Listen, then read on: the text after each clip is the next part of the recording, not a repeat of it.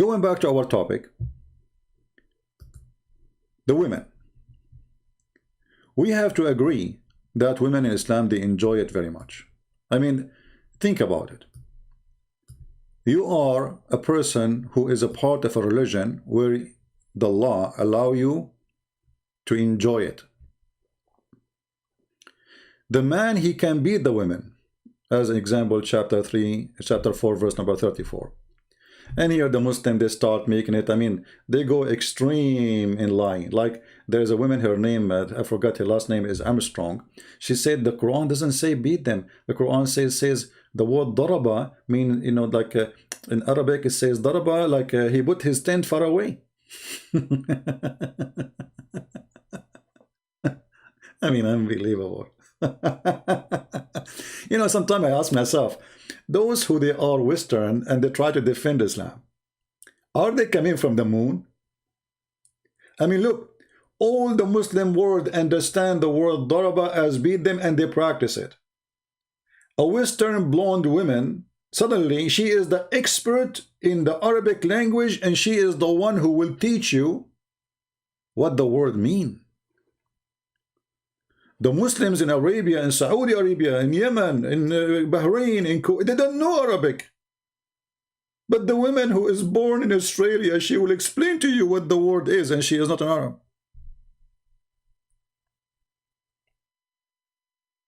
Isn't it amazing how the stupidity works?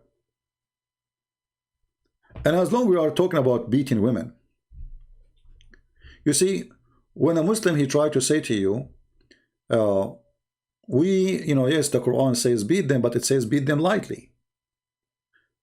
If we go in the Quran, we will not find this lightly thing. Where is the word lightly? Any Muslim can get me busted and show me the word lightly? This is the Arabic in the front of me. Who is the one want to show me the word lightly? Who is the one want to show me the word first and second and third, as you show in your translation? Nowhere. They will say, oh, the prophet, he says, don't beat women until you break their bones. So stop before you break their bones. That is lightly?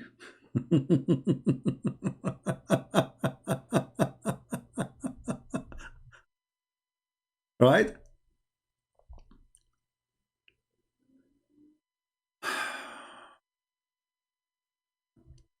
So the Quran says, and explain why a man, he can beat the women. He says, men are in charge of women because Allah has made one of them excel the other.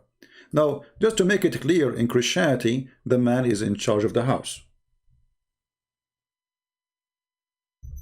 But in Christianity, you see, when Christ, he came,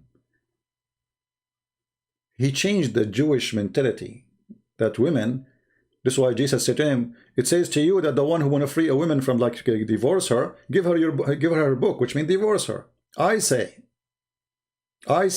because the Jews, they were abusing women.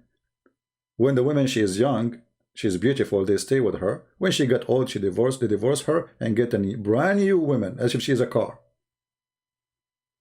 So Jesus forbid such a practice. For women is an equal partner to you. You are the Lord of the house, as Jesus, he is the Lord of the church, and he sacrificed himself to the church, which means the man, when he marry a woman, he should be willing to sacrifice himself to the church. Jesus, he made the women equal to the church.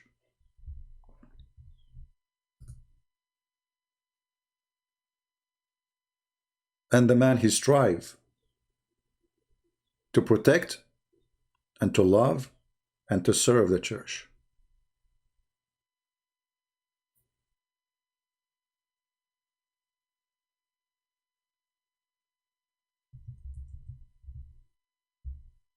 So when Jesus speaks about divorce, because in Christianity there is marriage, in Islam there is no marriage. And we are going to go over that too.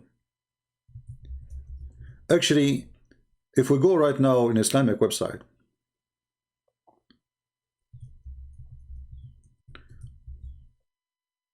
you know, we showed you some website, right? Like we were here.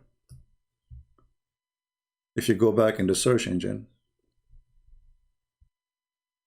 women right in Islam, you know, women, etc., blah, blah, blah. Okay. How Islam confirm women rights. And this is an article written by a Muslim woman. And you will see, if you go down and you read a little bit, trying to educate yourself by a woman who Islam put her down, and yet she is defending Islam. You see, there is some women who they are Muslims, they defend what Islam teach about women because they feel like, you see, it's like my identity, and if I agree with this religion and I cannot get out of it, when you say Islam is bad, that's mean I'm bad too. That's how they see it.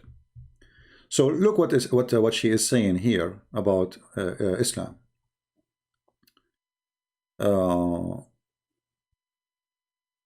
the marriage. Where does she speak about marriage? Let us see.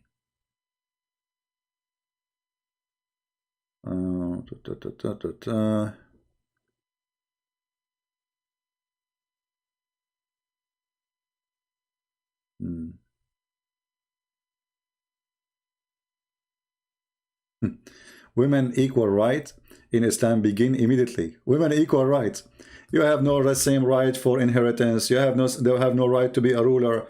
You have no right even to learn to go to school. Muhammad, he said, he ordered Aisha that Aisha, she reported that the Prophet said, etc., that don't teach women how to read and how to write. Teach them how to make swing, clothing. Jail them in their rooms. We go over that hadith too. But here she says something, I'm trying to find where it is, about marriage in Islam. Okay.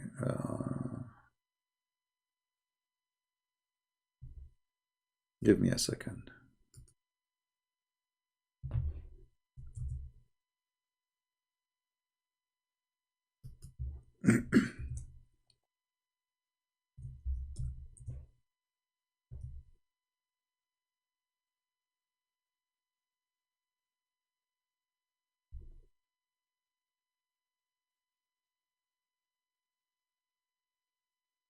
I'm trying to find where in the article she gave definition to marriage in Islam.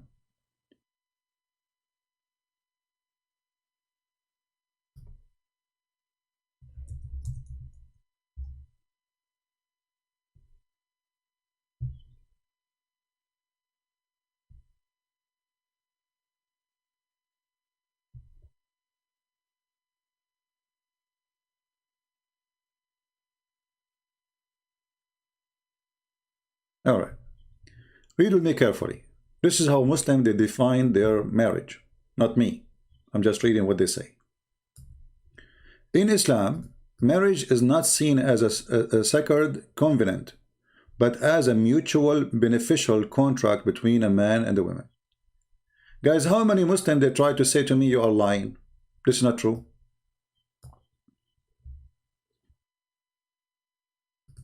Islam is nothing but a sexual contract when it's come to marriage. This is a Muslim website explaining to us, saying Islam marriage is not seen as a sacred covenant, but as a mutual beneficial contract. Any Muslim have a comment? It's a contract of benefit. The women, she get paid for sex, and I insist for sex. This is why you can go right now and search Google. You will see if a man, he marry a woman and he did not have sex with her, he don't pay her dowry.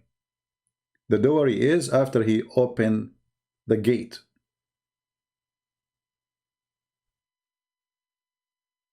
So it's a exchange of benefit.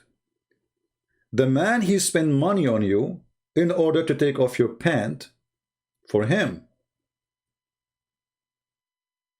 The man have a duty to provide money. The women, she have a duty to provide legs and sexual organs.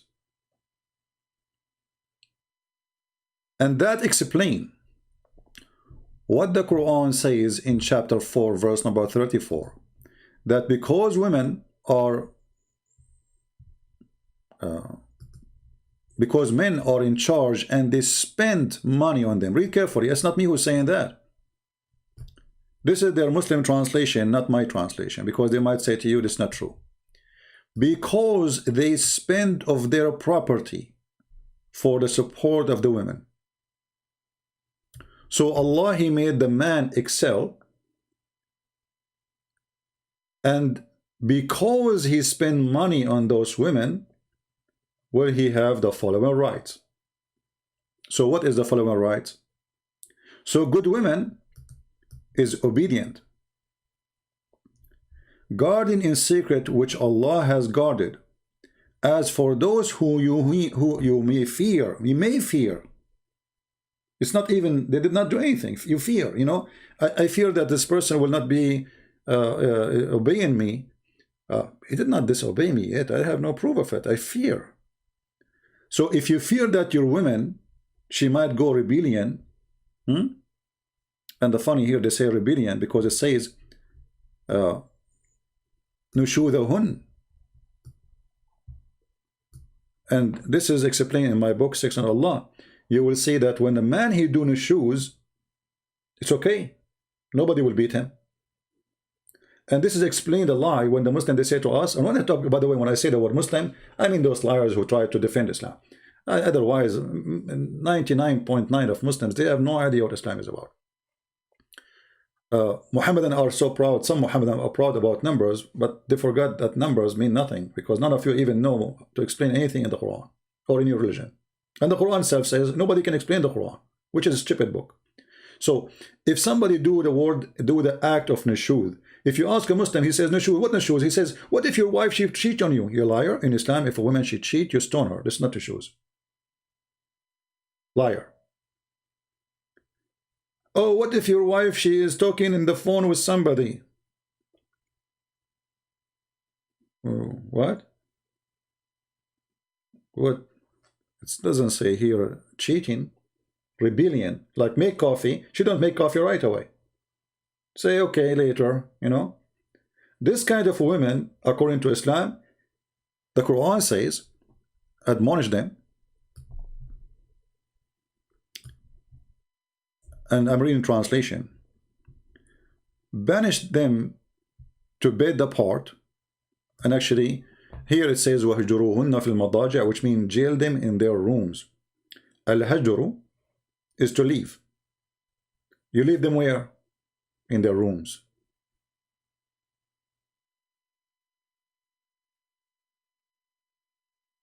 It's not just leave them in their rooms, you jail them in their rooms.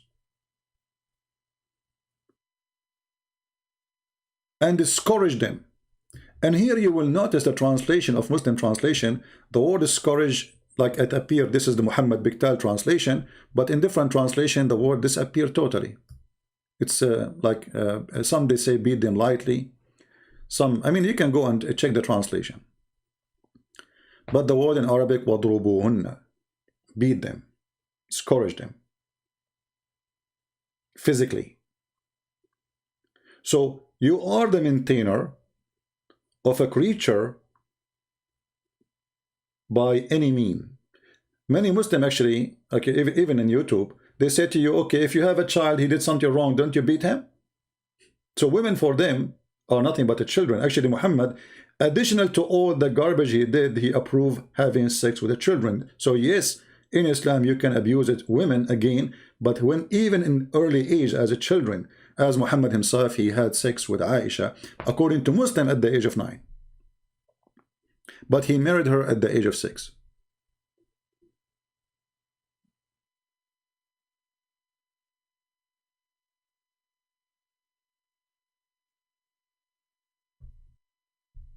What if the woman, she don't want to sleep with her husband for some reason? You can beat her.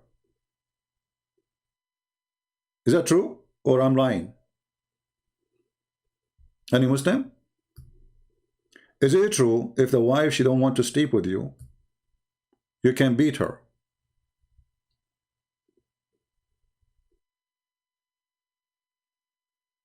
Any Muslim?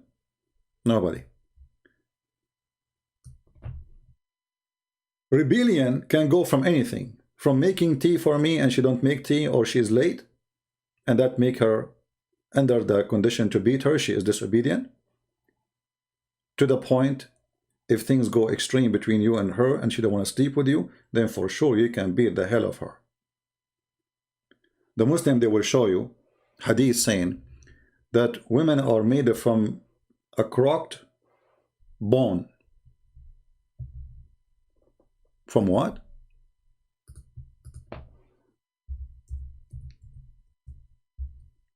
Let me find the hadith.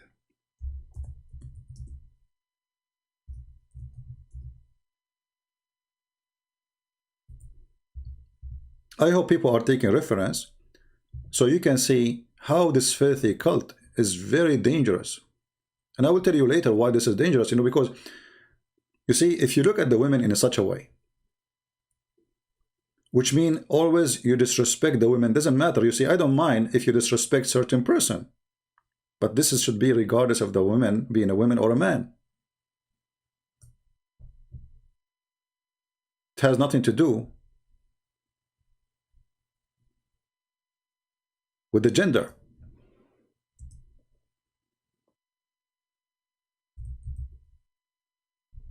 Let me find the hadith.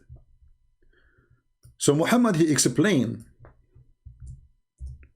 why you cannot fix a woman. They need to be fixed. They have deficiency. So he come with this following story. That if you try to fix a woman, you break her. She is not fixable.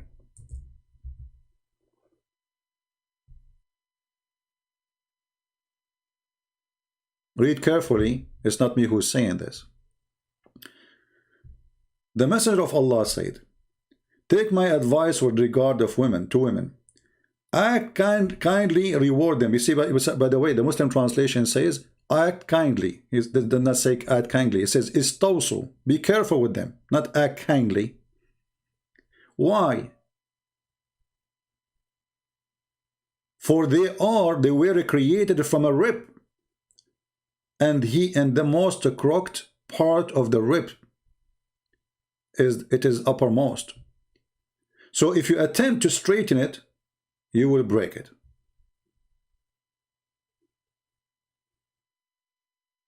You cannot fix a woman. And here you see how the translation is really crooked translation. Look, here, the same hadith. Again, Muhammad is saying, take care with women. What kind of care? Listen carefully. In different hadith he says, don't beat them until you break them. Don't beat them until you break them. Which means beat them but with a limit.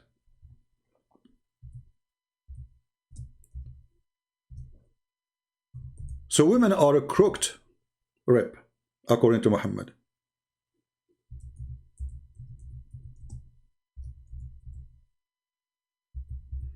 Let us find you the other hadith.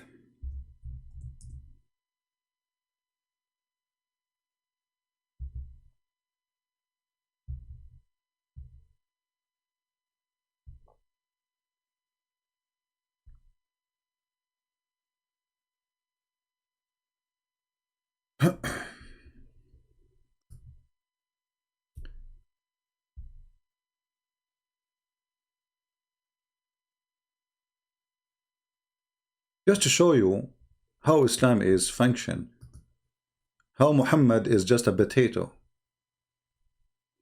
You remember we said to you before that most of Islam is coming from the Prophet Umar ibn al-Khattab, not from Muhammad.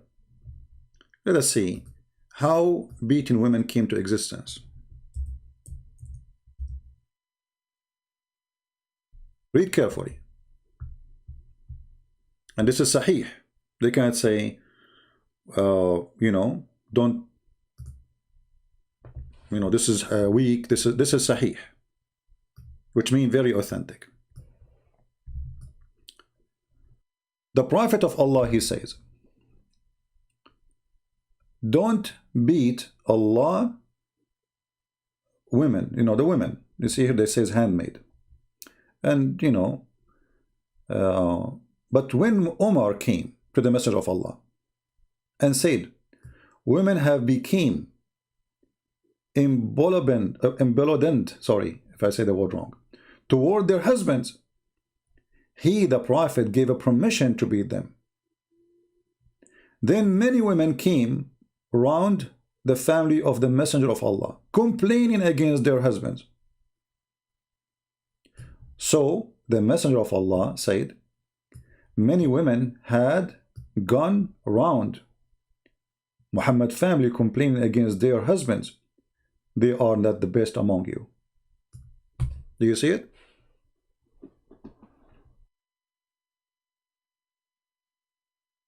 When they say to you in the 7th centuries, women have no right, obviously at that time, men, they are not beating their wives. It was Muhammad who gave a permission. Umar is the one who made the decision, not Allah. And the funny, Umar, he says so, suddenly we find a verse in the Quran, as Umar said. Chapter 4, verse number 34. Women, they come to complain about beating them. Muhammad, he claimed that those women are the bad one, because a woman should take beating and she never complained.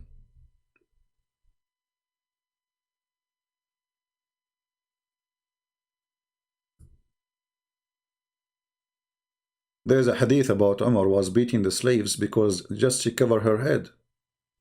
Women, they used to go in the servant of Umar, the slaves, the caliphate. They go in his house and they are wearing no topless. So when a woman of them, she covered herself, he said to her, are you going to make yourself equal to the free women? Umar is the man who beat women. Muhammad, he agreed with Umar.